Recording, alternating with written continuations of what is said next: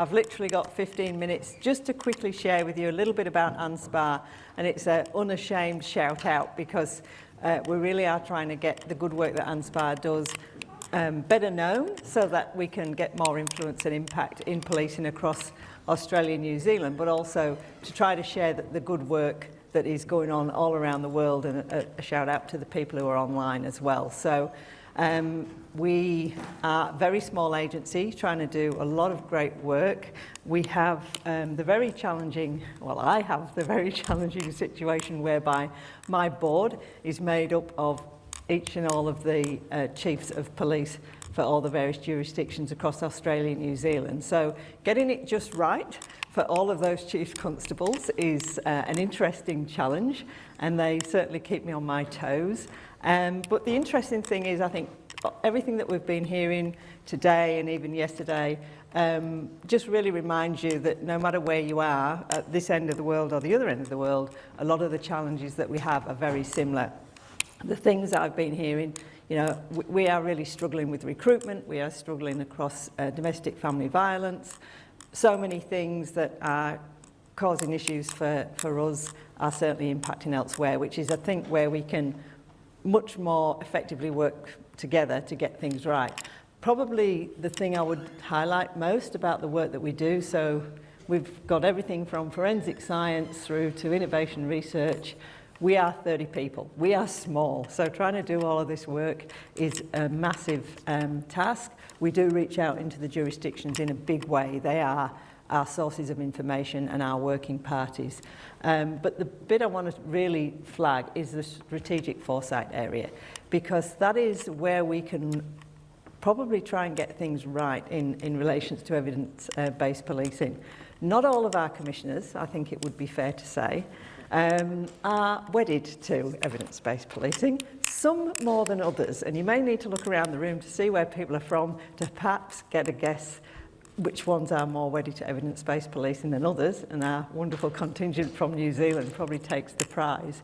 But you know, there's always ways, and a lot of the things that I need to provide for our commissioners is really time. You know, they want it now. They want the ideas now. They want the answers now.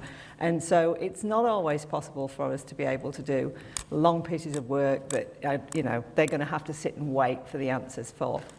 So we have to do short turnaround, quick pieces of work, and within our environmental scanning and futures piece, that's where we can push out work that all of you are doing if we are aware of it. And in that, that's my plea, if you like, for help, because sometimes it's very difficult for us to be aware of the work you're doing. And I think Peter mentioned before the importance of doing interim reporting and getting some knowledge about the work that you're doing out there, even if it is before the end of the full trials that you're working on. I guess what I'm trying to say is if you're doing something innovative and creative, we would love to hear from you, and we're really easy to contact through our website, or to me direct. Very, very happy to hear from you. So all of this, it's not an eyesight test. I'm not expecting you to actually be able to read this, but this is kind of a brain dump, which ends up being our business plan for the year, because this is all the stuff that is hurting our commissioners, and this is a direct lift from them about all the work they want us to do this year. So we're not going to be sitting on our hands, but it kind of gives you a little bit of a glimpse about the things that are hurting police in Australia. Very, very much the same as I'm sure is what's hurting your own areas. And Australia is incredibly diverse. For those of you that's not been there, we've got everything from deserts to snowfields to, yes, lots of kangaroos, I think somebody commented on earlier, but also dense metro areas with all of the same crime problems as you've got in the middle of any of the big cities in the UK. So incredibly diverse, very similar problems to everything I'm hearing about. But, you know, we are limited as to what we can do in terms of finding the resources to answer all of these problems. So where we can get it right, but without having to go through the arguments of whether or not it should be evidence-based policing approaches, is to get the insights, get the innovation, and therefore try and get some impact, because that way absolutely our chiefs will buy into it. may not always be labelled in the way that we would like it to be, but there will always be an evidence base behind it. So it really is just a bit of a shout out to be in touch. We've got a similar remit, but on a much smaller scale to the College of Policing. We can drive change. We do set a lot of policy on a national basis, international basis, including New Zealand. So we do like to work hand in hand with other law enforcement agencies. I'm also going to give a very blatant shout out to our conference, where we would love to showcase some of the work that you're doing. It's November in Melbourne. The weather is nice, and not suggesting that you'd only come for a bit of a holiday, but it will be a great conference, and I'm sure some of you are already featured there. Well, could I just ask you if there are Sure. standards from ANSPA in relation to any of the issues that we've been discussing, from hotspots policing to use and force, stop a search, or whatever? Yeah, so look, we're doing a lot of work at the moment in relation to trust and confidence. We're doing national surveys in relation to current standards of trust in policing. I would think it would be fair to say that the trust has suffered due to the policing of COVID. And as a result of that, we've got all sorts of knock-on effects. So certainly we set protocols, standards around a whole range of things that police are doing, but probably our trust work at the moment and the dimensions of trust is a big one. So, yeah. It's with great excitement to actually hand you over to Associate Professor Justin Reddy from Griffith University and Officer in Charge from Queensland Police, Emma Thompson, to talk about their exciting hotspot experiment. My name's Emma, and I'm from the Queensland Police Service. And first of all, Larry, I just wanted to thank you for the opportunity for Justin and I to present here today. We are here to present bringing intelligence-led policing to crime hotspots in the Queensland Police Service. But before I get started, this will be a bit of a story. There are some results in here from an experiment that we did, but I just wanted to tell it as a bit of a story. So once upon a time, about 38 years ago, I lived here in Cambridge. I came over with my family, and my father worked here. And I went to school just outside of Cambridge, a little place called Histon. If you're from around here, you would know what I'm talking about. It's about 6 miles from here, and I know that because I hired a bike 2 days ago and rode there. And I went to my old school, and I also found my old house, and ironically they built a police station right next door to my old house. So that's got nothing really to do with this, but I just thought I'd add that in there because it's interesting. I'll firstly talk briefly about policing in Queensland, and then a little bit of a story about why crime hotspot policing, why that started for me. Justin will walk you through our experiment, the Logan experiment, and then I'll talk briefly about what's happened since that experiment, the upscaling and the up-and-coming implementation of crime hotspot policing in Queensland. There's not just kangaroos, there's also koalas in Australia, and there's not just crime hotspots, there's koala hotspots, and I actually live in one. That's Keith up there. He lives in my backyard. Not everybody has a koala living in their backyard, but I'm one of those lucky ones. So I thought I'd make a point of that. And Queensland obviously is there. The little blue dot is Logan District, and that's where I'm from, and that's where I work, and that's where we've done our experiment. So a little bit about policing in Logan District. It's a large area. I think that equals about 1,200 square miles. There's about 70 suburbs and towns within that area. Population of about 380,000. It's got a lot of cultures, 215 in fact. Samoan, African, Middle Eastern and Indigenous Australians make up the majority of those cultures. The type of areas that we have there are broad, commercial, residential, rural and industrial, just like a few other presenters have spoken about today. And in terms of policing, we are predominantly reactive, unfortunately, but there are some new things happening in our service which are hopefully heading us towards being more proactive in our policing, and hotspotting is one of them. In terms of crime types, domestic violence and youth crime, property-related crime drugs, and mental health would be our top sort of issues in Queensland, in particular Logan. As I said, currently the targeting of crime is predominantly reactive and focused on large geographical areas. So that massive hotspot over there is a diagram or a picture that was presented to me. I was acting as a detective inspector in Logan District at the time, and the intel officer said, oh, you know, here's our hotspot, and it actually covers the whole entire suburb of a place called Logan Central, and that's what I was presented as crime hotspot. That was a hotspot, and I'm supposed to figure out what to do there, and that doesn't tell me what's happening there, where exactly the crime is, and certainly not what I should do there.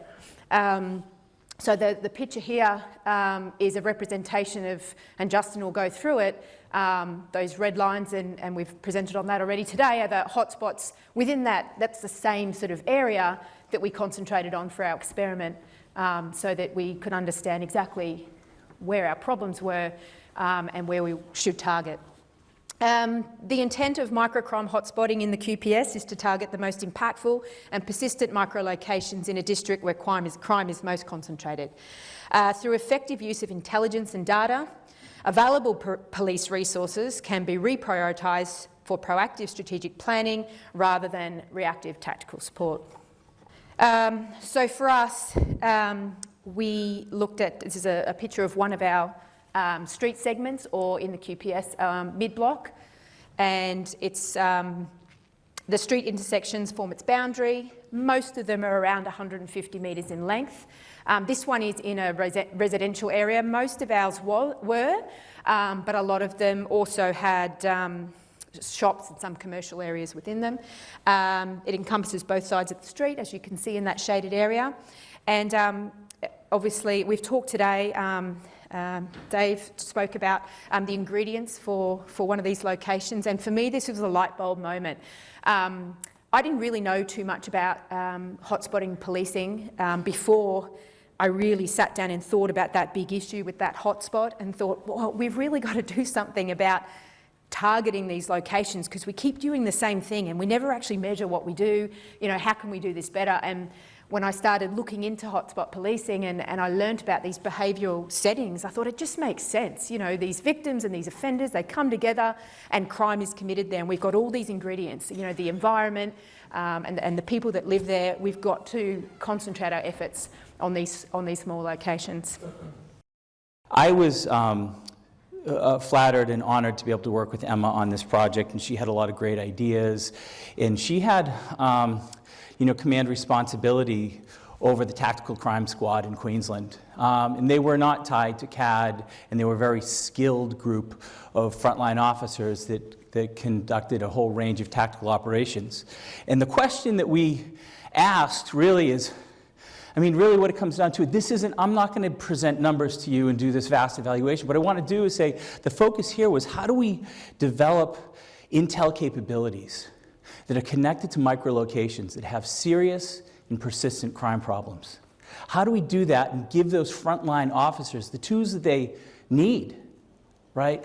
I think it's very interesting that Simon and Jeff Barnes talked about this very interesting project they did in Western Australia, where they asked police officers, frontline officers, where the hotspot street segments are, and they were correct in identifying those hotspot street segments maybe 2 or 3% of the time. I don't know if I'm getting the exact statistics wrong, but somewhere around there. And I thought, well, that's an interesting study because of what it's telling us. But then I thought, well, maybe it's a problem. Maybe asking police officers which street segments in their city are hotspot street segments is a little bit like conducting a public health study, asking a GP whether a patient has an irregular heartbeat without giving that patient a stethoscope. The technology that the medical trade uses, as well as police, is integral to what they do. And we should be providing real-time intelligence to frontline officers all the time. But we don't do it. We've had this vast amount of knowledge about micro places. We're talking about behavioral settings that have a unique social ecology that attracts a lot of crime because of the architecture of these places, the street layout, the physical characteristics, the criminal networks. We know how to disrupt. We know how to overlay areas and identify vulnerable locations. We know how to activate social control agents and generate informal social control. We spend so much time generating this knowledge, but yet we don't give it to frontline officers. We say, where are the locations, right? I think we may be committing from a patrol standpoint, we may be doing the equivalent to, the criminological equivalent to bloodletting in terms of our patrol strategies, okay?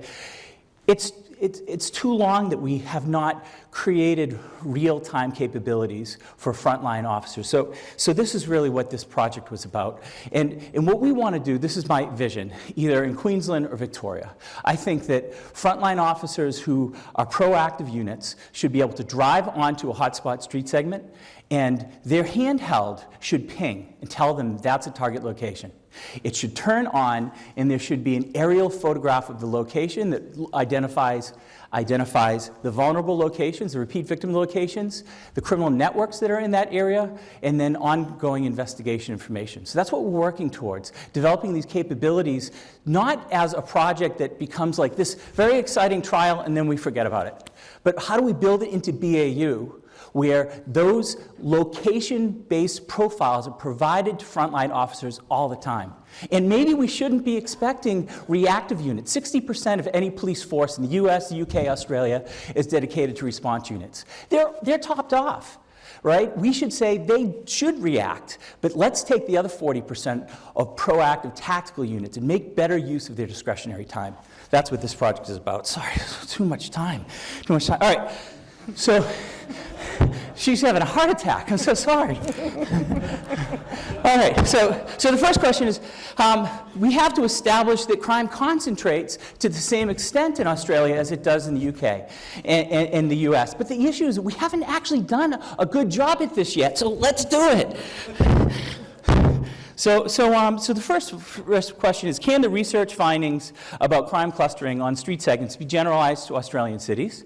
And the second question is, if so, can this analysis provide a location-based tasking and coordination framework for the better deployment of proactive resources? So the first thing we did is we examined crime incident data from Logan, but also from Victoria. From Melbourne, because we wanted to take a smaller kind of city with a few 100,000 people, and then Melbourne. And if everybody knows Melbourne, Melbourne has somewhere close to 4.5 million people, so it's a big city. And we analyzed the concentration of their incident data and their call data, okay? Our analysis focused on three main crime categories. Those categories were interpersonal violence, public order incidents, particularly serious public order incidents, selling drugs and things of that nature, and then finally vehicle-related crimes. Why do we choose these incidents? Because we want to focus on serious stuff. But the second reason was because these categories were consistent with the strategic priorities and operational focus of the QPS Tactical Crime Squad, as well as the Frontline Tactical Unit in Victoria.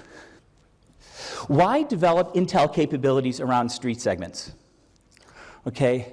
Well, the first reason is the laws of crime concentration. We've talked about this to death, so I'm not going to talk about that. Actually, I will, but in a second. The second is that small behavioral settings allow police to disrupt criminal networks, enhance guardianship, and protect vulnerable targets. But we're really talking about those micro places that account for the greatest amount of crime. Okay?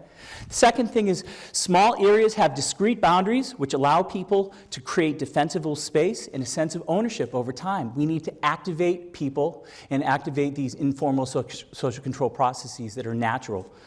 And then finally, small areas enable police to ensure sufficient dosage and treatment integrity, especially in experiments, and that avoids the needle and haystack effect. That previous chart a second ago was work that I did with David Weisberg, where we identified all of the crime hotspots in Baltimore, the major, and we created a threshold of 18 serious incidents and 18 calls for service over the course of the year. And what we found was that in these hotspots, there was a mean number of about 36 drug crimes for the drug hotspots and about 25 violent crimes for the violent hotspots, right? But there was, many of them, there were hundreds of crimes. By the way, these street segments average 100 meters long, 100 to 150 meters long. These are very small places that have a lot of crime. And one of the questions people say is, but that doesn't really, that might not really happen in Australia. So that was one of the questions. All right, so the blue areas are hotspots for interpersonal violence. The green areas are mixed hotspots, and the yellow areas are drug crime hotspots. And the last takeaway here is this.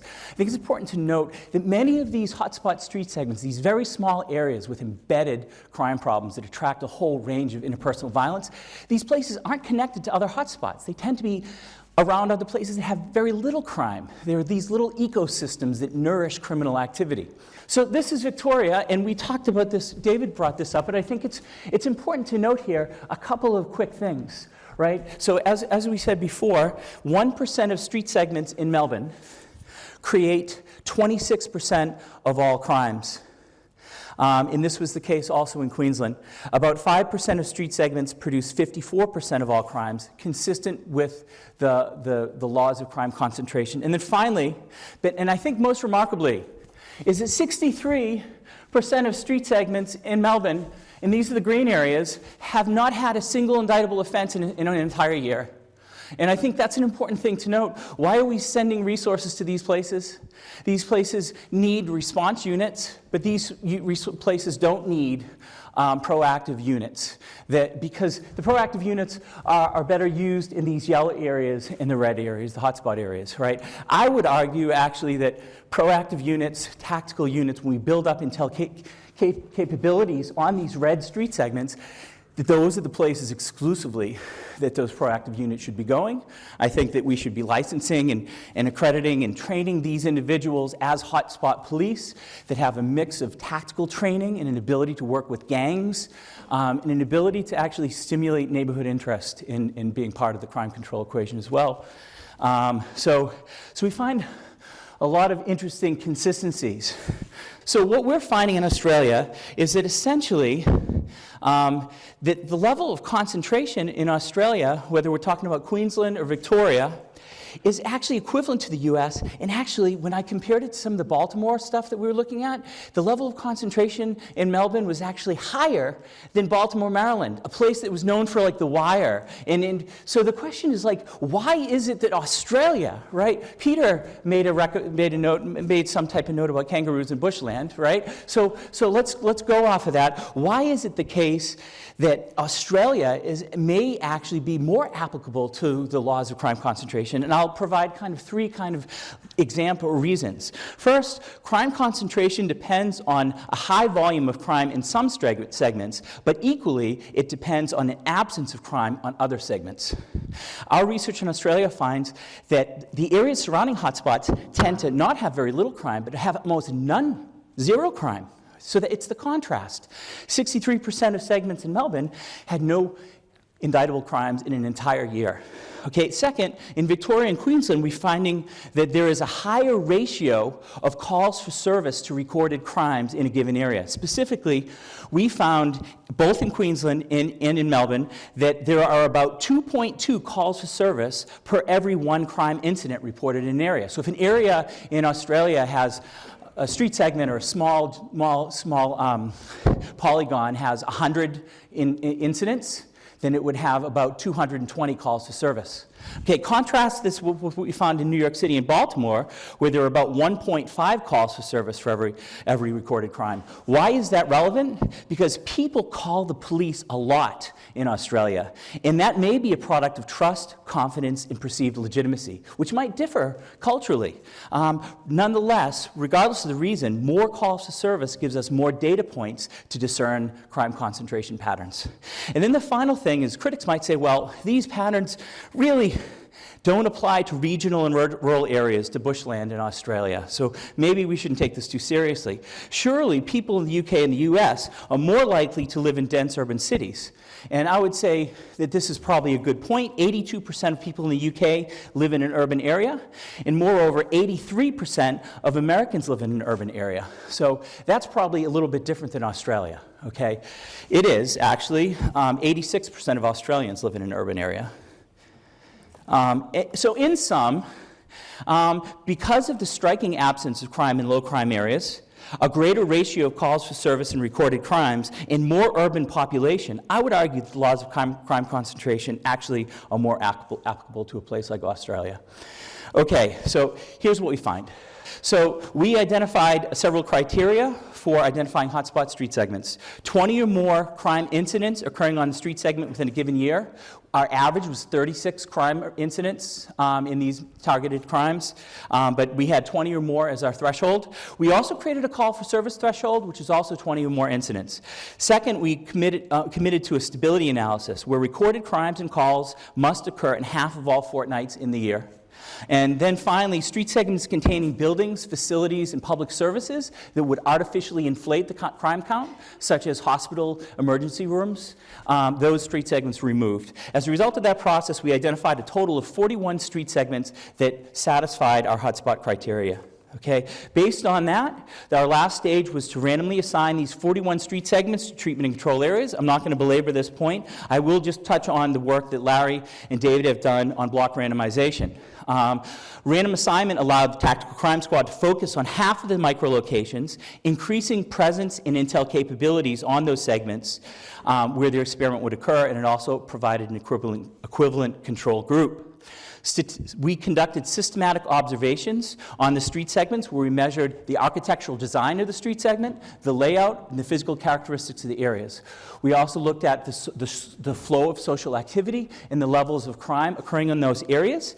And then what we did is we arrayed all 41 street segments, and we identified nearest neighbor. We identified exact matches on 20 street segments. So basically, we ended up having 10 pairs of street segments that were exactly identical on the physical features, levels of physical and social disorder, and serious crime on the street segment. Okay, so now, because we couldn't do simple random assignment to treatment and control groups, because small samples might lead to non-equivalent groups.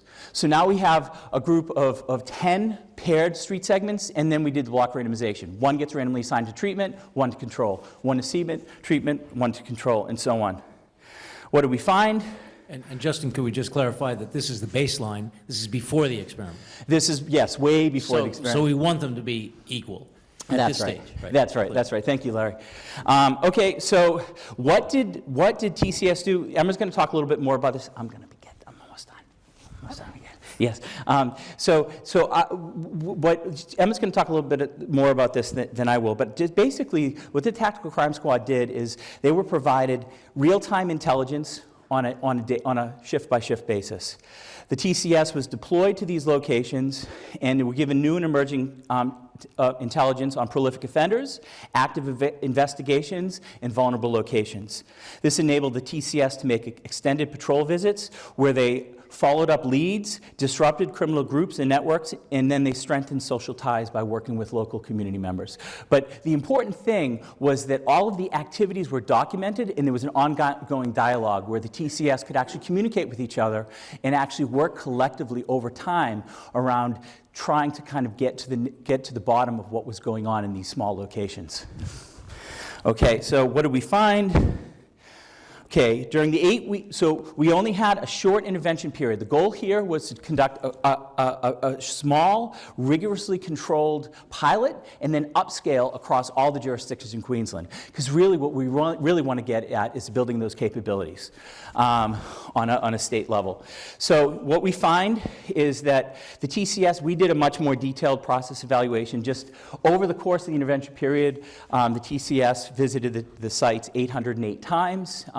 With an average length of visit of 12 to 15 minutes. The findings show a 23% reduction in the targeted crimes occurring in the treatment areas compared to a 50% increase in targeted crimes occurring in the control areas. That's the important thing of, I think it's always great to have a control site, because you want to see a 23% reduction, and you say 23 compared to nothing. But it's not really a 23% compared to nothing, because our control sites, nobody knew where these control locations were, experienced a 50% increase in the targeted crimes during that same intervention period, okay? Now, what some of the tactical commanders were saying was, well, maybe there was a displacement effect. Maybe some of the criminal individuals in the target areas kind of moved on to these control areas because they could host crime for whatever reason. So we conducted a second analysis where we looked at all street segments across the entire district. And sure enough, what we found was that across the entire district, there was about a 36% increase in crime. So this is over, I don't want to overstate the findings, but basically this is over a short period of time. But basically what we find is a 50% increase in other crime hotspots over this time period, and a 36% increase in crime over the course of the jurisdiction, but a 23% drop in our target areas. So bringing intelligence-led policing to hotspots appeared to have a lagged effect on the treatment areas. This delayed effect may be explained by the uptake time required to develop the integrated location-specific intelligence into BAU. This shows a similar pattern for all crime categories. I just wanted to do another analysis involving not just the targeted crimes, but all crimes, and we see a similar pattern. There was a 16% reduction in all serious crime categories occurring in hotspots. As part of the experiment, the control and district-wide trends show a 20% and a 29% increase in crime, respectively. In short, ILP experiment in Logan resulted in a 16 to 23% drop in crime at micro-locations with slightly larger effects for serious crime. We did more analyses. We conducted a general linearized model to control for time, but our findings were robust. We found consistent findings. So what do we do with this? How do we upscale? How do we develop a product, a web-based application or an integrated product that actually overlays micro-location profiles into the tasking and coordination for tactical units? In other words, on top of their typical offender-based tasking, how do we bring in location-based tasking and actually make better use of their time? And Emma's going to talk about that product that QPS is developing. It's really exciting, and thank you, guys. Justin and I presented to the executive leadership of my organisation. And as a result of that, they endorsed that we take this statewide. And at that same point, it was about 5 minutes after the presentation, one of the ACs came up to me and said, "Oh, Emma, you're the project manager. Could you just do that?" And I thought, "Oh, sure, okay." So as a result of that, well, just prior to that, after doing our experiment, I think I caught the bug, the evidence-based policing bug, if that's what it's called, and I applied for a scholarship to do my master's in research and got that, and I decided to look further into, okay, we all know that hotspot policing works, but how do we make the police do that? How do we embed it in business as usual? And lucky for me, the executive leadership team agreed that we should give that a try. So I conducted some more research, literature review, and then looked at,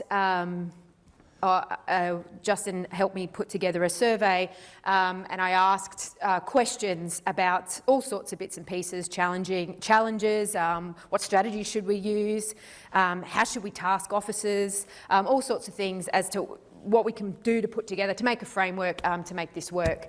And some key findings, and I'm not going to go into detail about that research. I just finished my thesis last week, so it hasn't gone through the process yet. But some themes that came out of that were the district coordinator role. We talk about how hard it is to implement hotspot policing and getting our police to do this. It needs an influential leader who is dedicated to this type of policing to lead that. And not just a coordinator, but managers on the ground that manage an actual crime hotspot, who have connections with the local community, the council and other organisations, so that we can have a bit more of a collaborative approach to dealing with crime in these micro-locations that we're going to identify. We need a mechanism for tasking frontline units with discretionary time. Justin spoke about my tactical crime unit having a bit of discretionary time. It just so happens that the Queensland Police Service is currently implementing a new service delivery model where we're looking at functions, and I think the Met have done it here, a very similar type of thing, and I think we're copying a few bits and pieces with that. But I took advantage of the fact that our organisation was implementing something that had infrastructure that would actually support doing crime hotspot policing. So in terms of being able to task frontline officers, I've used the infrastructure of the district tasking coordination centres to do so. Another thing that was important was that automated data analysis. So the stuff that Justin spoke about regarding we need a threshold of 20 calls for service and reported crimes and that sustainability. And we've got all that data, but how can we make it accessible to our officers on the ground and our intel officers so that we can use it at tasking coordination meetings to make decisions about where are we going, and once we've been there, is what we're doing, is it successful? Continual measurement. We spoke earlier today about the targeting, the testing and the tracking. That's really important, I think, not just for experiments, but as we embed this sort of stuff as business as usual. It needed to be flexible and sustainable so we can continue to do it. And when I say flexible, we have lots of different environments in Australia, so it can't, even though it may not work in rural areas, we still want a tool so that people can still look at areas that have not necessarily concentrated crime, but crime in itself, so that we're including everybody in this process. And lastly, and I think importantly, we didn't necessarily use this in our experiment, but that involvement of external agencies. Barack spoke earlier about using other officers, not just the tactical crime officers, but other officers and people, so to speak, with that discretionary time, so we can use them to coordinate some targeting efforts at these crime hotspots as well. So in terms of our QPS service delivery model, it's about building capacity for the future, ensuring that our organisation meets the demands of the community, the government, and supports its employees. So this is something that we're running statewide. Lucky for me, I happen to be one of the project managers implementing it in my district, and it aligns very nicely with the hotspot policing.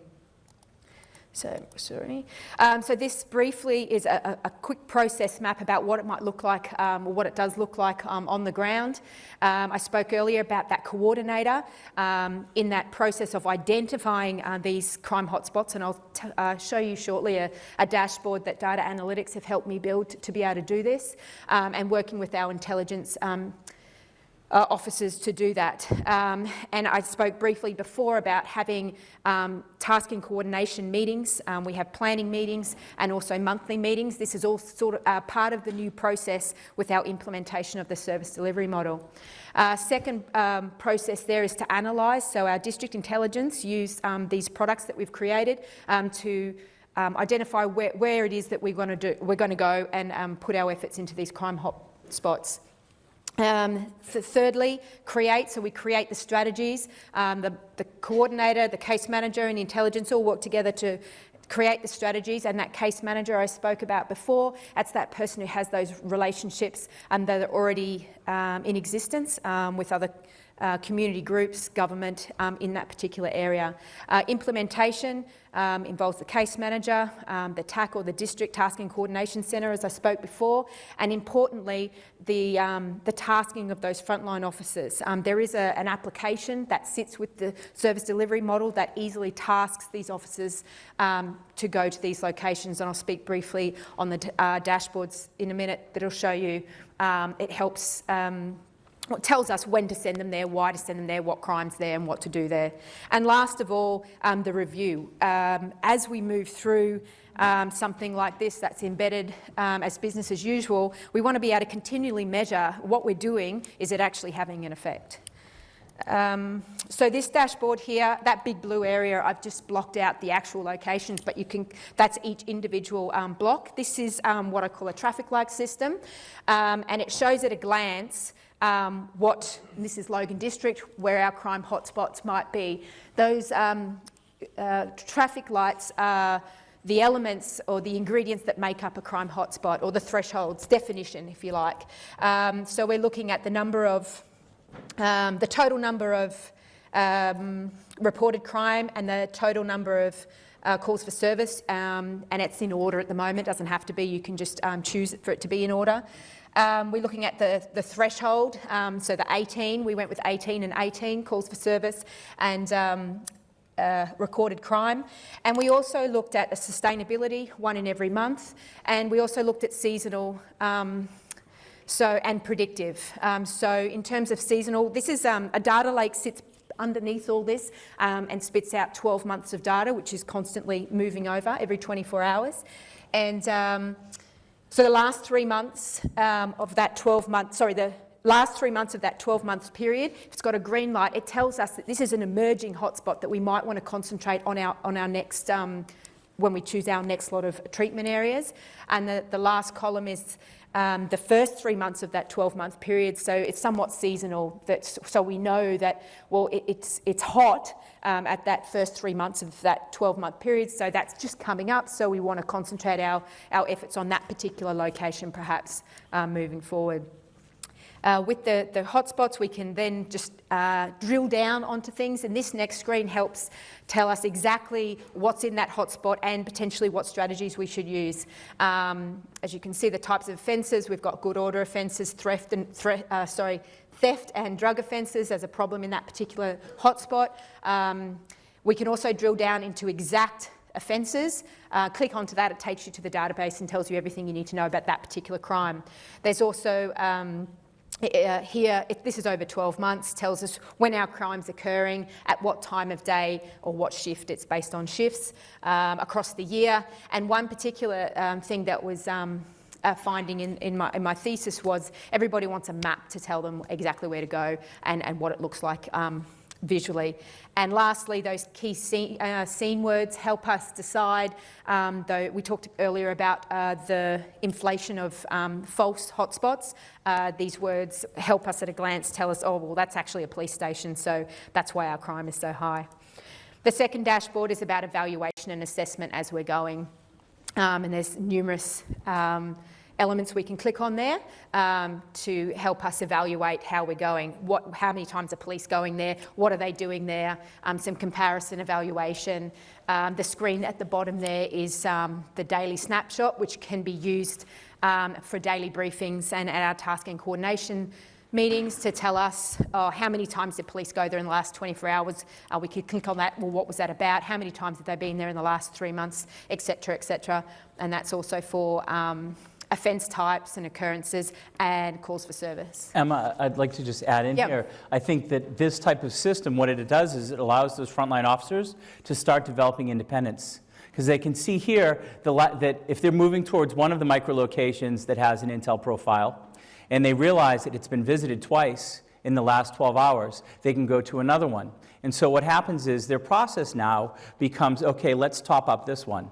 Okay, now let's go over to this part and top up this one. And then they're moving in that area. And the old idea is when they spend time in these areas, I want the ping, I like the ping, but we don't have that yet. But I think that conditioning is good. It's a little bit Pavlovian, but I think that but I think we all need conditioning. My wife would say I need a lot of conditioning. But yeah, so this does actually allow those frontline officers to develop that ability to kind of self-regulate their patterns around micro-locations, and I think that's innovative.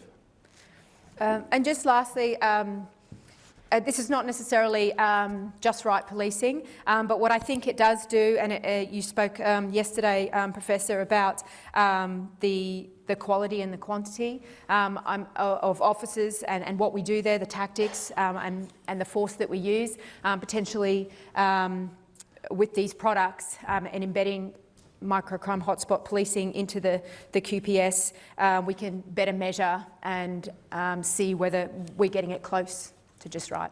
So thank you so much for that really great way to finish today. Do we have some questions? What was the level of top-down support that you received to be able to enable this project? Yep. And importantly, so that this wasn't, another hotspot trial that sort of sat on a shelf. This is exciting. Yep. So a couple of things. First of all, the evidence. We trialled it in Queensland. The evidence showed that it worked. And sorry, it's not. Oh, you got it. Oh, it's over. Okay, sorry. The evidence showed that it worked, and that coupled with all the other evidence we have in hotspot policing helped convince the executive leadership that it's worth a trial. Secondly, the other two things were timing and people. So when Justin and I presented, unbeknownst to me at that point in time, there were two people sitting in the room, both assistant commissioners, who had done this MST program. And one of them in particular stood up and said, no, we're just going to do this. The evidence is there, let's do this. And that particular person was obviously well educated in evidence-based policing, and I guess it's an example of the advantages of doing this program. great. And that was Assistant Commissioner Deb Platt? Correct. Yes, so definitely a big advocate there for EBP. Some more questions. So how much does it cost? That's a really good question, and I'm not sure how to give costing to that. Most of this work I did whilst doing my normal job, and I had a colleague that I met in the data analytics section who was given permission to work on this for me. It's taken about 2 years to get to this point, so it was an additional thing to the jobs that we already do. So in terms of a cost analysis, I actually can't answer that question. I'd be curious as to if it's not all interpersonal violence will take place in a public place, so it might be difficult for hotspot policing to address that. Public order can be a reflection on police proactivity, as can arrest for possession of drugs. Just curious as to how you decided what to count and not to count, because that's really tricky. Thank you. In terms of the experiment, I'll let Justin speak to that, but in terms of what we're going to run with, it's all crime types pretty much. And that analysis of that hotspot location is the important thing, so we put the strategies together correctly to target that crime. But in terms of the experiment? Yeah, that's a great question. And what we wanted to do is focus on public crimes that police had an ability to analyze and to better understand and to develop strategies around, especially strategies that deal with the local environment in which the crimes take place. And so we made a strategic decision to remove, we had a family violence filter, and we removed family violence, things that took place indoors. So we largely focused on crimes in public places, in parks, on street segments, in intersections, in drug markets. So I would say that, as you'd expect in any type of experiment where you're using these broad categories, probably the largest category is public order types of incidents, but there were actually quite a lot of assaults, serious assaults, simple assaults, weapons charges, and then thefts from and of vehicles. And again, listen, it's always tricky to decide on what crimes to focus on.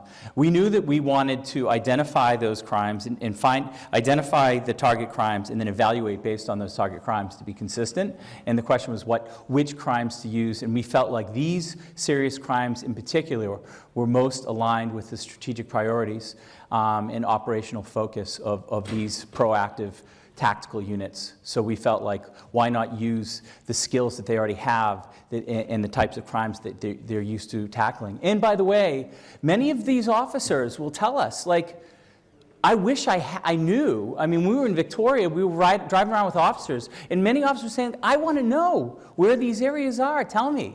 I mean, a lot of these officers were thirsty to know, and many of them, they work in teams, they're very talented, they're skilled. We should be giving them the resources that we have. We have as leadership, and our analytic teams can do this, can create these location-based profiles. They should be having them. They should have had them 10 years ago. And then create an evolving process that Emma's developing here, where basically every 12 weeks to 20 weeks, these can evolve, and you can have an emerging group of micro-locations that you begin to task. But nothing needs to be uniform, but I think that, yeah. So. Can you give us an example of non-police based interventions. So you mentioned the trying to instill informal social controls and other aspects of the physical environment. Are there any specific examples you could give us from this pilot, like things that officers did, shutting down a bar, or I don't know, whatever, something that was not involving direct police activity? Yeah, so search warrants for drugs, so to speak. So at one of the locations, it was an area of a lot of drug dealing and drug use. So as a result of doing foot patrols, some informants were gathered and enough information to do a targeted warrant on an address for drugs. And I can't remember exactly what the charges were out of it, but it certainly was someone supplying drugs to people in that area. So that would be one example. In terms of involving persons that aren't police externally, after the trial, because it was an eye-opener to me that there was more than just the people, it was about the environment. I worked with the council to do things like the lighting and the landscaping and fix the place up a little bit, which is the intention going forward. It's not just about the patrols, it's everything about that environment.